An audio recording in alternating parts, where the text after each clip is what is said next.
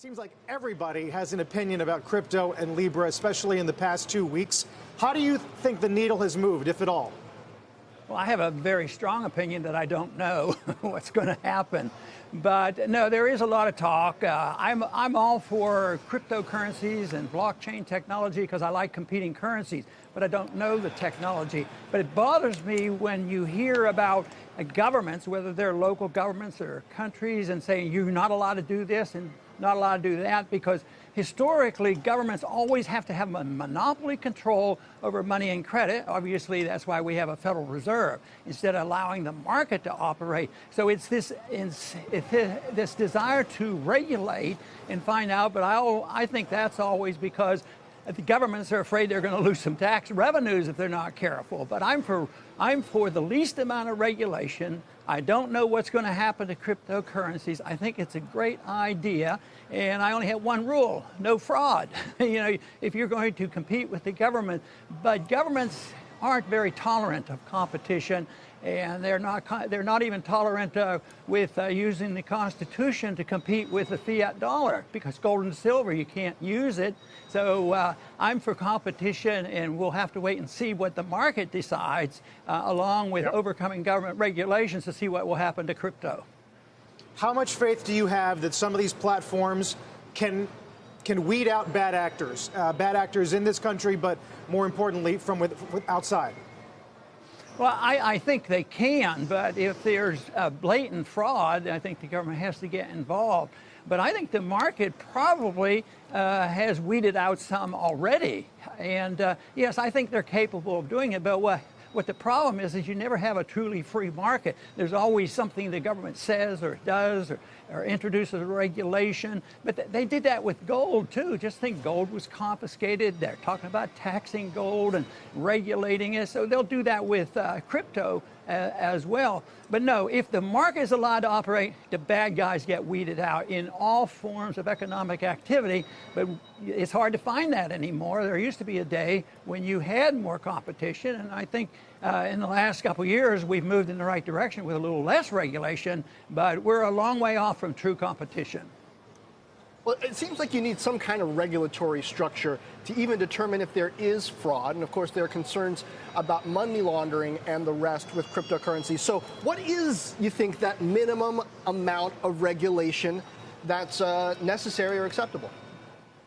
Now, I don't think you go looking. I mean, we just went through a lot of activity here over the presidential election because they said there is, and we're going to find it and we're going to prove it. No, you have to have a charge made. Somebody has to say, somebody did this. But to go look and say, well, we want to prevent it, it's sort of like prior restraint in the media. You don't go looking for somebody saying something wrong, or you have to allow something to happen to have a reason. Otherwise, you just go like crazy with regulations, which is essentially what the world has done, and our country has done it. So, no, I think that the government has a role, and somebody has a case that there is fraud. I think it should be investigated. But to go looking, and then they'll say, just think of all the regulations since the 1930s in order to prevent the ups and downs of the business cycle. And every time we have a bad one, the Congress goes in and writes even more regulations. But it never prevents the problem, because they won't deal with the problem, which is the manipulation of the interest rates by the Federal Reserve.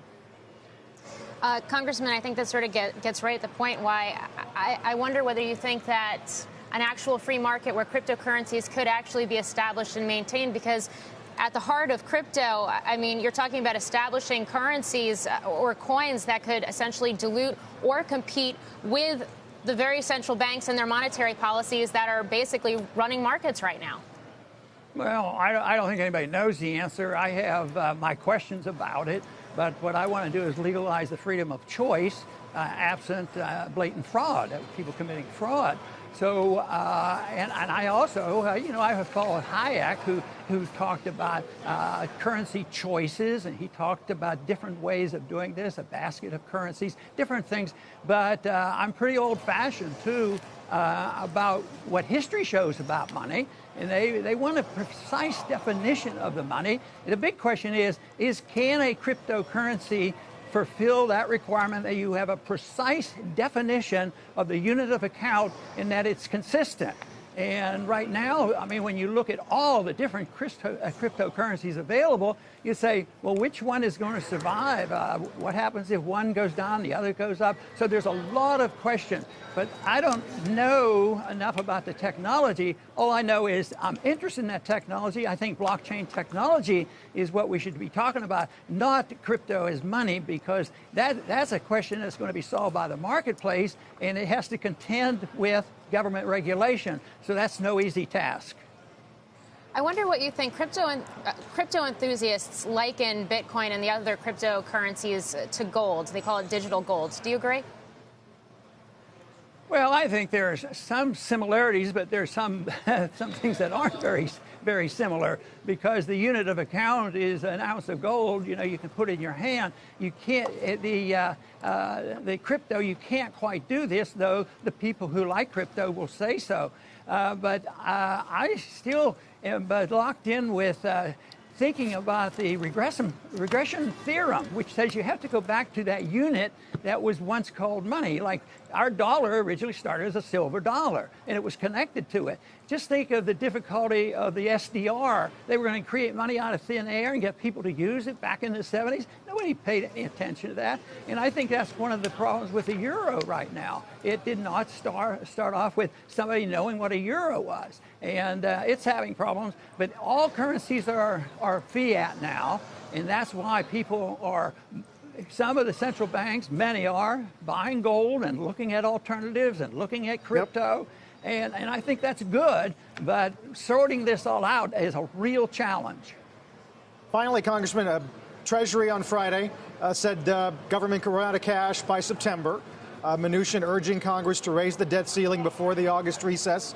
Do you think we're going to have fireworks on the debt ceiling later this year?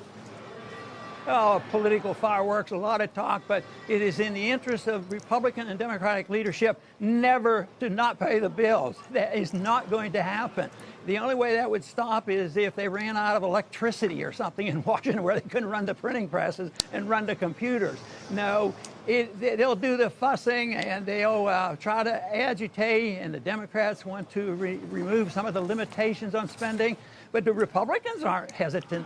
They need the spending too, infrastructure and militarism and the empire. So no, both sides really need it. There is no way that it'll be just a political football. It happens quite frequently, but it's not going to put any restraint on the spending or any restraint on the expansion of the deficit, which is the real problem that we have to face up to.